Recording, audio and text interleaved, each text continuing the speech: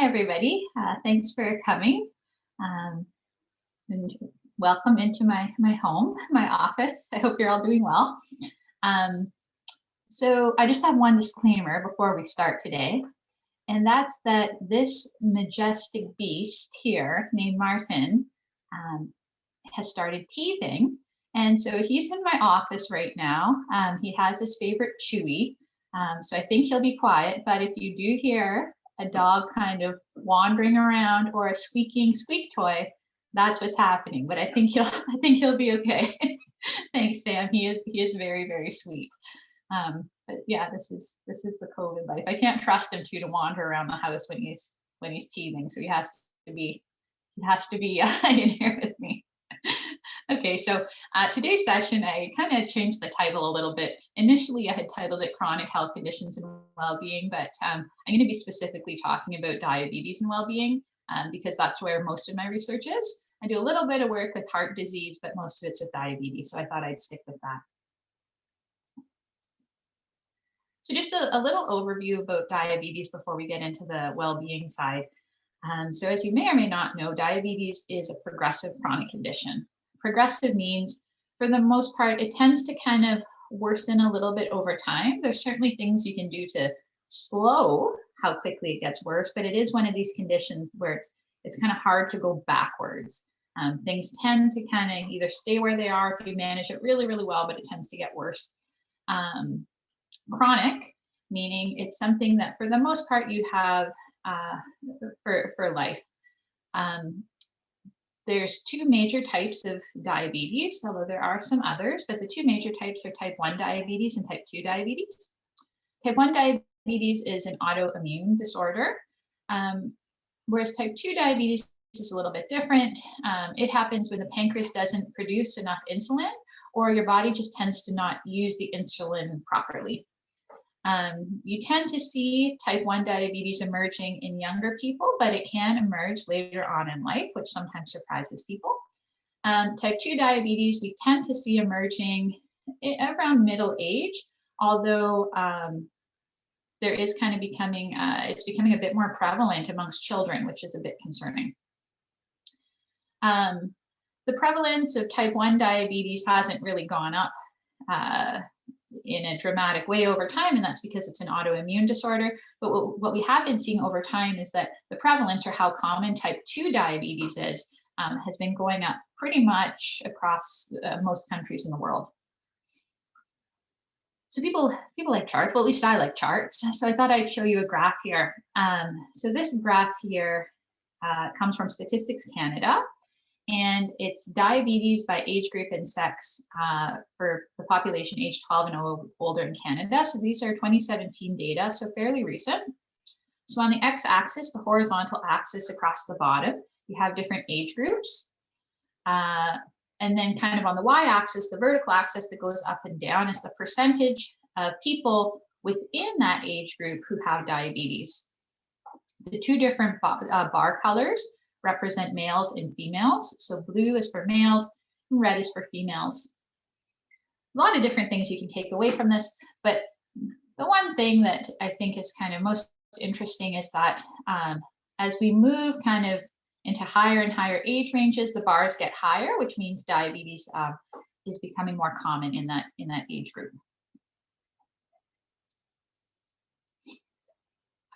People sometimes wonder, well, just how common is diabetes? In a ballpark amongst adults in Canada, so if we're just looking at adults, my previous slide had folks 12 and older, so this is just adults. About 10% of the Canadian population of adults has diabetes, about 12% of the US. More recent evidence is suggesting that Canada is really catching up to the US. There seems to, I don't know why, some people tend to think that diabetes is very American problem, but Canada is really kind of catching up with our neighbors to the south. I also have figures there for the incidence of diabetes. Incidence means how many new cases, so somebody who didn't have diabetes last year and they have it now, how many of these new cases are we seeing? What we see is that in Canada, every year we get about 7.6 new cases per 1,000 people in the population. whereas the United States has 6.7. So what this means is that kind of the rate of diabetes is growing a little faster in Canada than it is in the States. So that's the background on diabetes. Why does type 2 diabetes matter? There's a couple of reasons we have to be really aware of this condition. Perhaps one of the biggest ones are the complications that can arise from diabetes. So folks who have diabetes are at increased risk of premature death, developing heart disease, kidney problems, and eye problems. Again, doesn't mean for sure all these things are going to happen. It's just folks with diabetes are at increased risk for these things. The healthcare expenditures for somebody with diabetes are about double the cost of somebody without diabetes.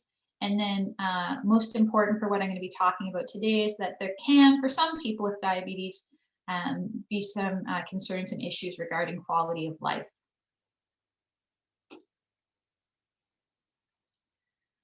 So living with type 2 diabetes, it's a lot. So if someone is diagnosed with type 2 diabetes, a lot of times they'll get something like this, a nice little handout from a physician or a diabetes educator that basically, tells you about some background of diabetes, but the important part for my talk is kind of the stuff here on the right.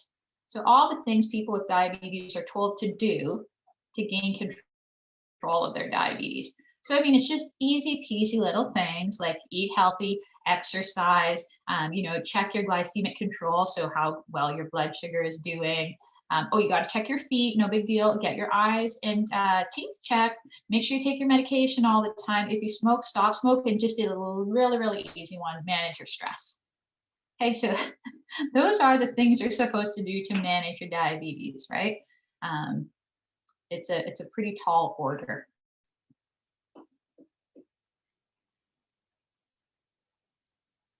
So now I'm going to flip a little bit to depression. You're going to see how diabetes and depression come together in a minute, but I just want to give you a little background. So major depressive disorder is a mood disorder. It can be recurrent.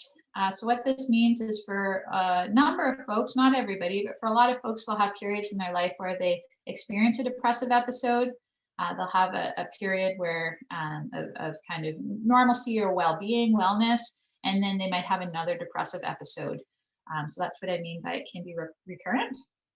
The lifetime prevalence of depression is about 10 to 11% for adults. So what that means is about 10 to 11% of adults will experience depression in their lifetime.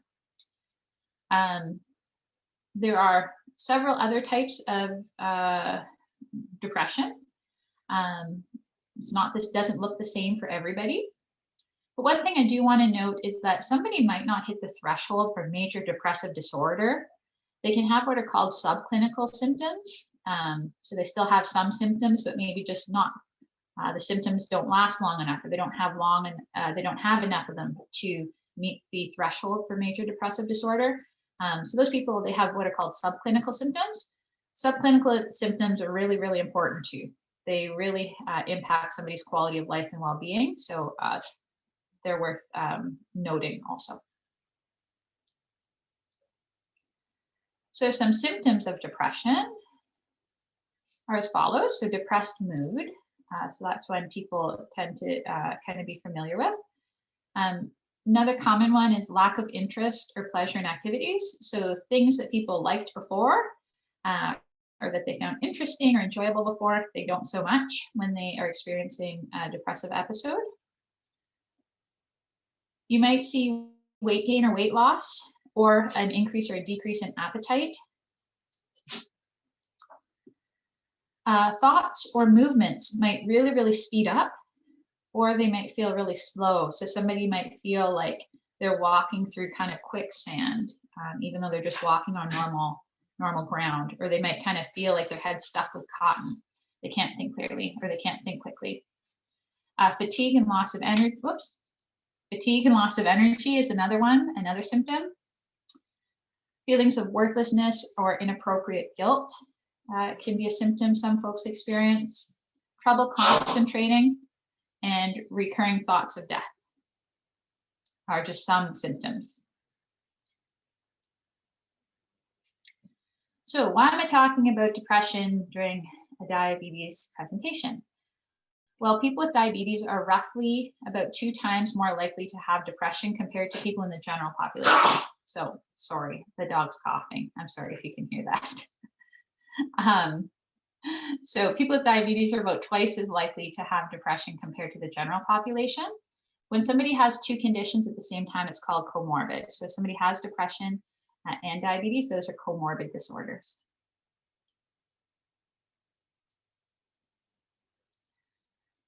So among people with diabetes, so if you're somebody with diabetes and you have high depressive symptoms or depression, you tend to see a lot of poor health outcomes. So those folks tend to have poor glycemic control. So that's how well their blood sugar is controlled, which is important when you have diabetes. You tend to see poor adherence to medical and behavioral regimens. So that means not taking your medicine, as you should. And behavioral regimens means things like exercising, eating well. So some trouble with that too. We also see that among people with diabetes, those who have depression or high depressive symptoms have more complications. So those things like heart disease and kidney problems.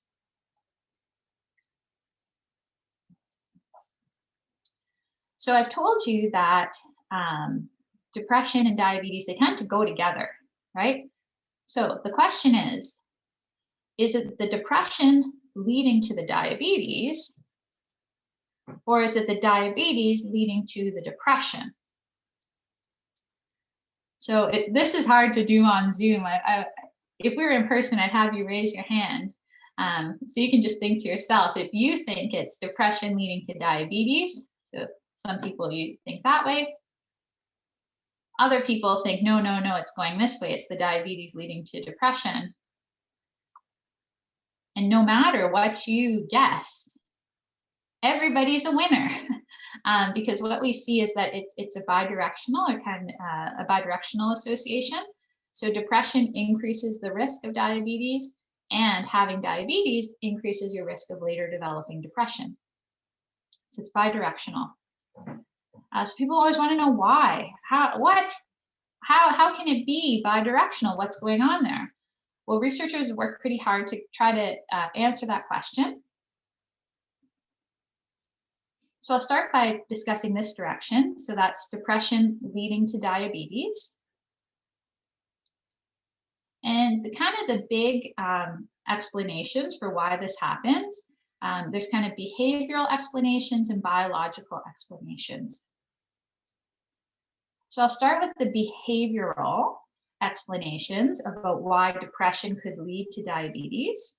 So on the screen, kind of over towards the right-hand side, I have all of the symptoms of depression that I discussed earlier. So remember the depressed mood, lack of interest, etc., etc. So if you think about those symptoms of depression, right, and you think about all the things you're supposed to do to prevent diabetes, right, which is exercising and eating well and not being stressed out and all that kind of stuff, you can kind of see where this becomes a problem, right? So, I mean, if you have depression and you're feeling fatigued or loss of energy, do you think you're going to want to go out and go for a walk or a bike ride every day? No, right? Changes in appetite, right, that can accompany depression. That obviously has implications for healthy eating. So some of the symptoms of depression, some of the things that depression does to our behaviors can actually increase our risk of diabetes. So that's the behavioral explanation. So again, just to kind of summarize that, depression can lead to things like overeating, behavioral inactivation, which means just like not wanting to move around. You just don't have the energy. Those two things can lead to diabetes, usually through the process of weight gain. So that's the behavioral explanation. There are also biological explanations. I'm not going to go too deep into that, but sometimes folks are interested. A couple of things tend to happen with depression. So sleep is disrupted oftentimes. There's a lot of inflammation that can accompany depression, and a brain system called the HPA axis if you have depression, it tends to get disrupted and dysregulated. All of those three things just so happen to increase risk of diabetes. And usually this is by affecting the insulin resistance in your body or your pancreas cells. So there's kind of a couple different pathways through which depression can increase the risk of diabetes. Some of those pathways are behavioral and some are more biological. So let's talk about the other half of this bidirectional association. Let's talk about diabetes leading to depression. So if you have diabetes, why might that increase your risk of later developing depression? Well, there's, again, a couple possible explanations that researchers have been examining. The first is biological, and the second is kind of related to burden and worry. So start with the biological explanation. Again, I'm not going to go into a lot of depth about this one. But with diabetes, you tend to see some inflammation in the body and in different places, and inflammation can sometimes increase the risk of depression. So overall, it seems like this inflammation piece could be very important for understanding the link, no matter which way it goes, between diabetes and depression. So that's, I'd say, the leading candidate that explains from a biological perspective why having diabetes would increase your risk of later developing depression, would be the inflammation idea. But I'd also like to now talk about the other possible explanation, which is burden and worry. So another explanation why diabetes could increase your risk of depression. So I have this nice little handout that I showed earlier that someone might receive after they have been diagnosed with diabetes. And again, on the right-hand side of the handout, we have all of these easy peasy things that you just have to do to manage your diabetes.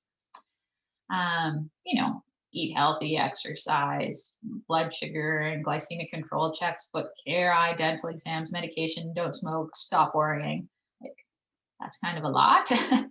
And asking somebody to do that is quite a burden. That's a lot to ask, I think, of anybody, let alone someone who's been diagnosed with a progressive chronic health condition. They can feel very, very burdened about having to make all of these very, very, very major lifestyle changes. Some of that burden might kind of set the stage for depression to emerge. Kind of related to that, there's a condition called diabetes distress. Many people who have diabetes worry about having it specifically. So it's not that they worry about everything. It's that they're very, very, very worried about their diabetes specifically. That's diabetes distress. A couple of the hallmarks of diabetes distress are fear of complications. Right? So am I gonna lose function of my kidneys? Am I gonna lose eyesight? Those are very real concerns that can create a lot of worry for people. Feeling overwhelmed, right? That handout I showed you with all those things that somebody should do to manage their diabetes, that's very overwhelming. Another common one is folks sometimes, given all of the things that they're supposed to be doing to manage their diabetes, folks often feel like they're not doing enough or that they're failing at what they're supposed to do. That can make somebody feel really, really awful and distressed. Folks sometimes have concerns about, is their healthcare adequate? Does my doctor understand diabetes? Do I have access to the correct specialists? Do I have healthcare coverage? Things like that. Finally, a common issue that troubles some people with diabetes is that their family and friends don't understand.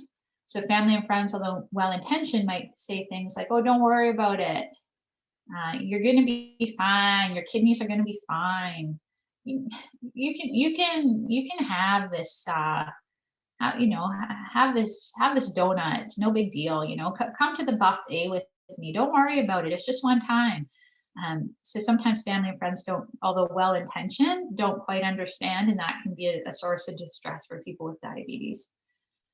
So all of that worry can sometimes again set the stage for depression later on. So that's kind of some work that I did with some colleagues of mine. What we did is we had a big sample of people with diabetes. And at the beginning of the study, we measured their depressive symptoms and their diabetes distress. And then we waited a year and we measured their depressive symptoms and their diabetes distress again. And then one more time. So at a third time point a year later, again, we measured depressive symptoms and diabetes distress. And what we're able to do is kind of look to see how these two conditions relate to each other. And what we found is that depressive symptoms at year 1 were related to diabetes distress at year 2. And then that diabetes distress at year 2 was related to the depressive symptoms at year 3.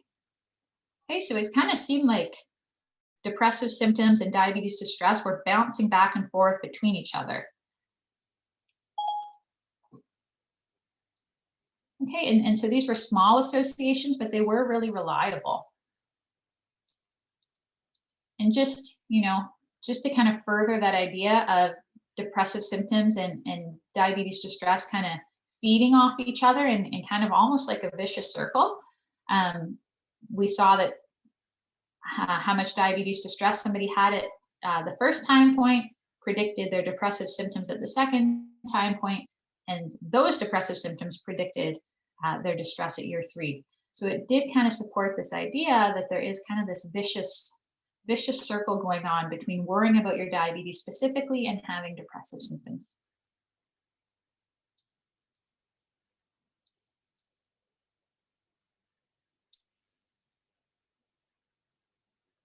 So I've talked a little bit about the factors, or just that diabetes and depression are linked together. But some work that's been emerging recently is kind of looking at factors that strengthen the link between depression and diabetes. Okay, so is there anything that really makes this association or this relationship really pop?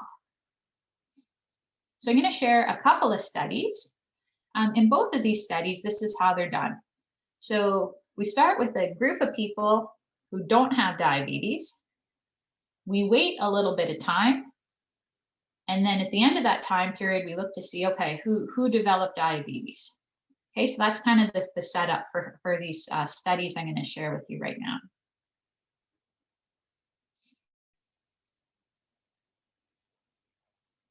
So one thing we did is we wanted to see the role of anxiety symptoms and to see if anxiety symptoms influence the association between depression and diabetes. The reason we did that is because people who have depression, a lot of them also tend to have anxiety at the same time. So depression and anxiety tend to co-occur. People can still just have one or just the other, but lots of folks do tend to have both. So here's what we did. At the beginning of the study, had a bunch of people, no one had diabetes, and we divided them up into 4 groups. First group were people who didn't have anxiety symptoms and didn't have depressive symptoms. Second group were people who had just depressive symptoms, so high levels of depressive symptoms only. Next group, people who had anxiety symptoms only. You can probably guess what the last group is. It's the people who have anxiety symptoms and depressive symptoms, so kind of that co-occurring group. We waited an average of about 4 years, and then we looked to see who developed diabetes. So in this first group, so the people who didn't have anxiety symptoms and they didn't have depressive symptoms, about 1.4% of them developed diabetes. What about the people who had only depressive symptoms? In that group, about 1.4% developed diabetes. People who only had anxiety symptoms, 1.26% of them developed diabetes. And now I know the suspense is building. What happened to the people who had both anxiety symptoms and depressive symptoms? 2.81% of them had developed diabetes. So although 2.81% is a pretty small number in the absolute sense, it's pretty big compared to 1.4, right? So it's about double the odds. So it seems like the combination of both depressive symptoms and anxiety symptoms really increases the risk of developing diabetes, especially compared to just one of those two symptomologies alone.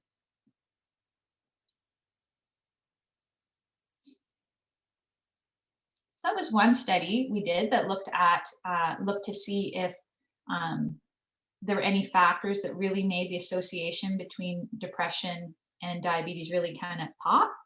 A second study we did, instead of looking at anxiety, we looked to see if metabolic dysregulation somehow influenced that relationship between depression and diabetes. So metabolic dysregulation, what on earth do I mean by that? Well, I mean that the people in the study had at least 3 of the following. So high blood pressure, impaired glycemic control, basically a cholesterol issue, high triglycerides, which are kind of fats that kind of circulate around the body, and waist circumference. Okay, so if somebody had at least 3 of those, or high waist circumference, I should say, if somebody had 3 of those, they were classified as having metabolic dysregulation. If they had fewer than 3, they were considered not to have metabolic dysregulation. And these metabolic dysregulation factors tend to be like classic diabetes risk factors. So again, we took a group of people, nobody has diabetes at the beginning. And what do? We put them into 4 categories again. First category, first group of people had no metabolic dysregulation and no depressive symptoms. Second group had metabolic dysregulation, but no depressive symptoms. Third group, no metabolic dysregulation and depressive symptoms. And then our fourth group is kind of that double whammy group of metabolic dysregulation and depressive symptoms. So for this study, we waited about 4.5 years, and then we looked to see who developed diabetes. Well, amongst the group who had no metabolic dysregulation and no depressive symptoms, about 1% developed diabetes, 0.9%. Amongst the folks who had metabolic dysregulation but no depressive symptoms, about 4.6% developed diabetes. People who had only depressive symptoms, so no metabolic dysregulation, 1.5% developed diabetes. And then here, it's the moment you've all been waiting for, 8.5% of people who had both metabolic dysregulation and depressive symptoms developed diabetes. So it seems like they're kind of the combination of metabolic problems and depressive symptoms really increases the risk of diabetes relative to not having either of those issues.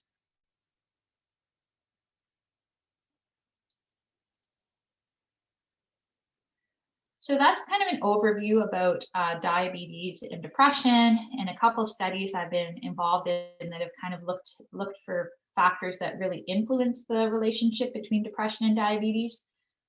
So I wanted to share a little bit about some things that we're working on now in my research group.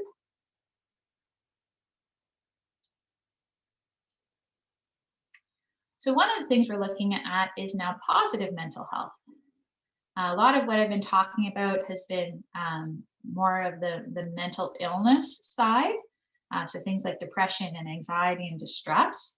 But there's a whole other area of mental health called positive mental health. So optimal positive mental health is called flourishing. Flourishing is kind of characterized by 3 major components. So it's characterized by happiness, right? So that's feelings, right? So feeling happy. It's also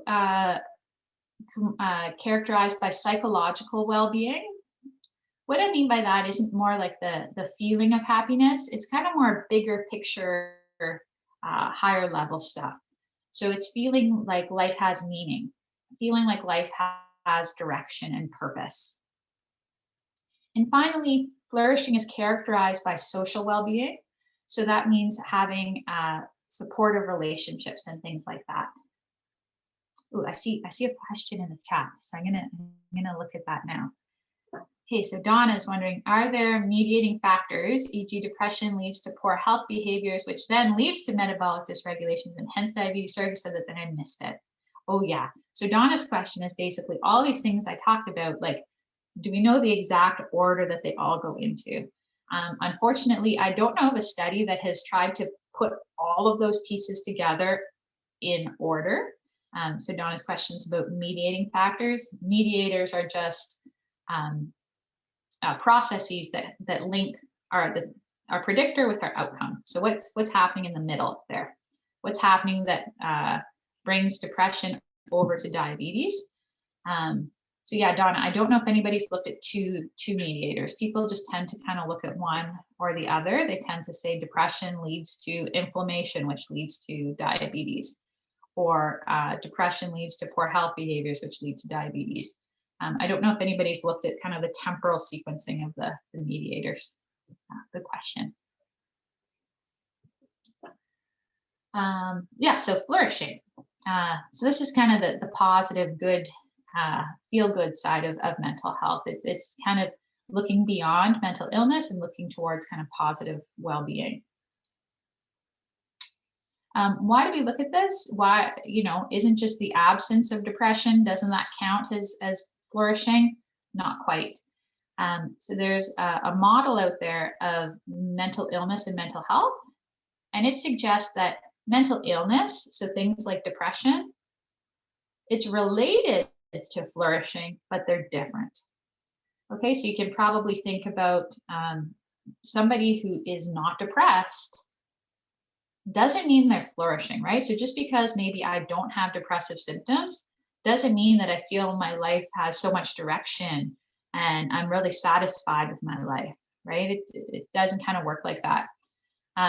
Conversely, there are some people who feel like,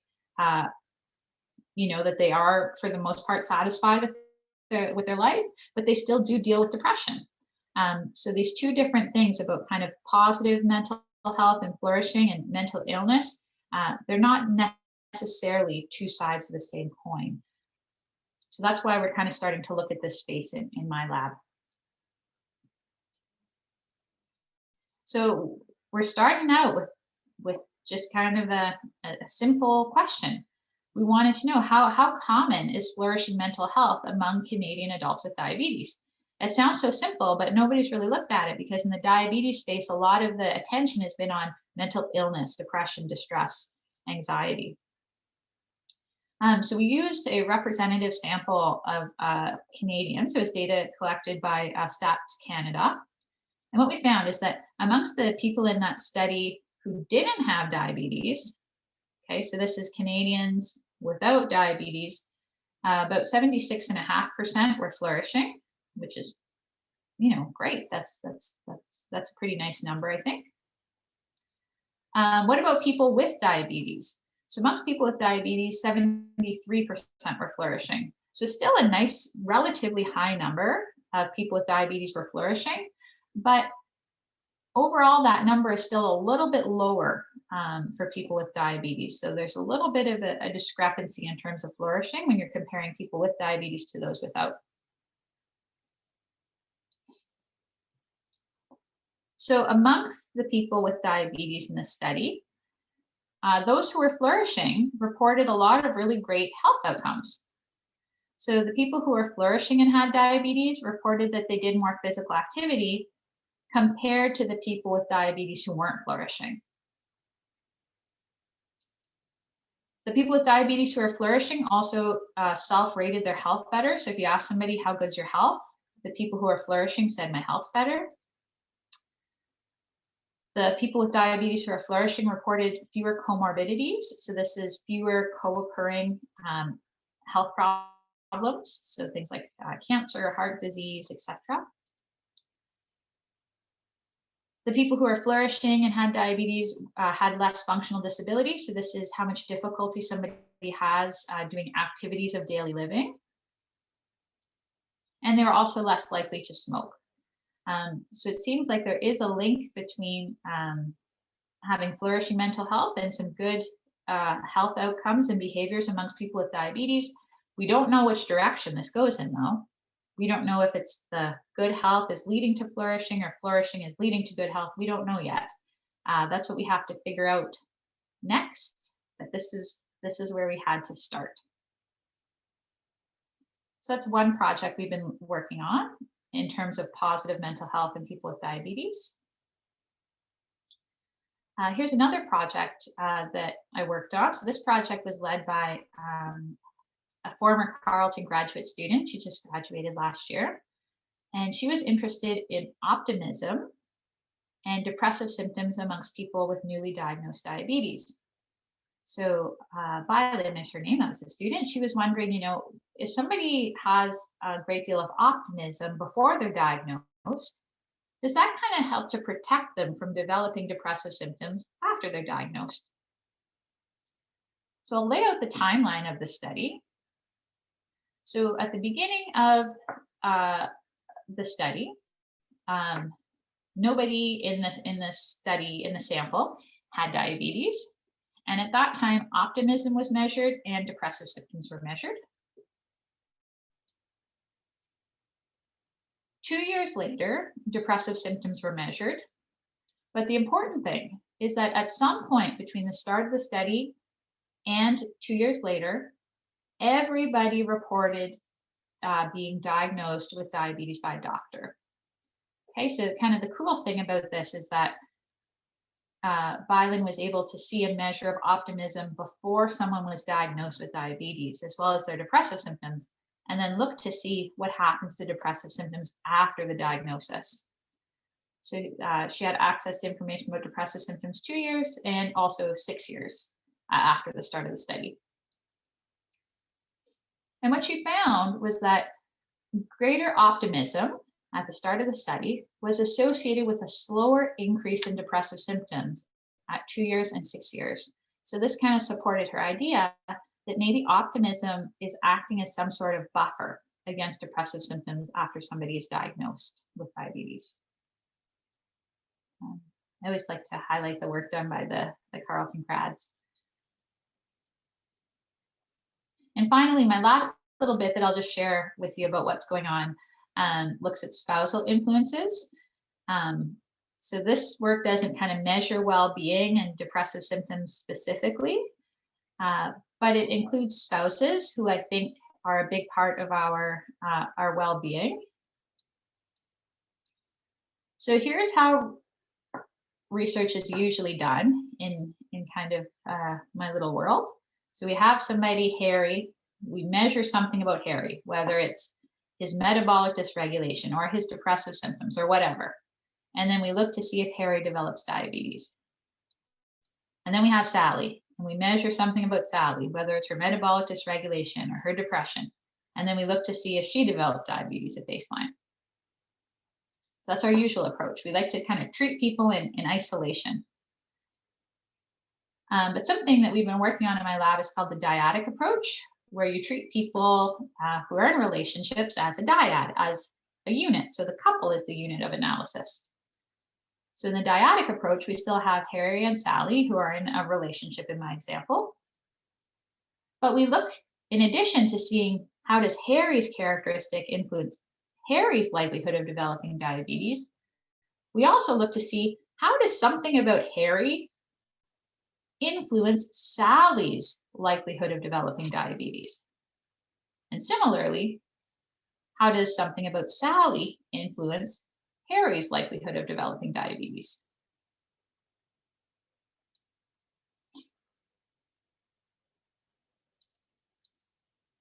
So here's just a recent study. I'll go back. That was a little bit much all at once on the screen.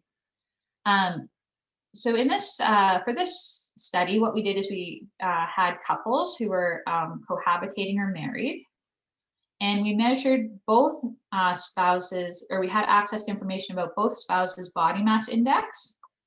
And we also had access to whether they developed diabetes over the next 8 years. What we found, consistent with a bunch of the other research out there, was that Harry's body mass index at the start of the study predicted his own likelihood of developing diabetes, and Sally's body mass index at the start of the study, her BMI, was related to her likelihood of developing diabetes later on over the next 8 years. But here was the cool, interesting thing. Even after considering Harry's influence on Harry and Sally's influence on Sally, above and beyond that, above and beyond Harry's own body mass index, Sally's body mass index was linked to Harry's likelihood of developing diabetes. And Harry's body mass index was linked to Sally's likelihood of developing diabetes. In fact, if you like the specific numbers, so above and beyond somebody's own BMI at baseline. So like we've accounted for that, setting that like aside and accounting for it. People who had an overweight or obese partner or spouse at baseline had about double the odds of developing diabetes over the next 8 years. Okay, so kind of spousal influences might be involved here. And so, of course, our next step is now to look to see if spousal well-being is linked to our own likelihood of developing diabetes. So kind of repeating this, but instead of body mass index or BMI, looking at well-being. So these are my references. And I'd like to thank you all for taking the time to listen to me. I'd be happy to take any questions that you might have in the last 10 minutes here. So thanks very much.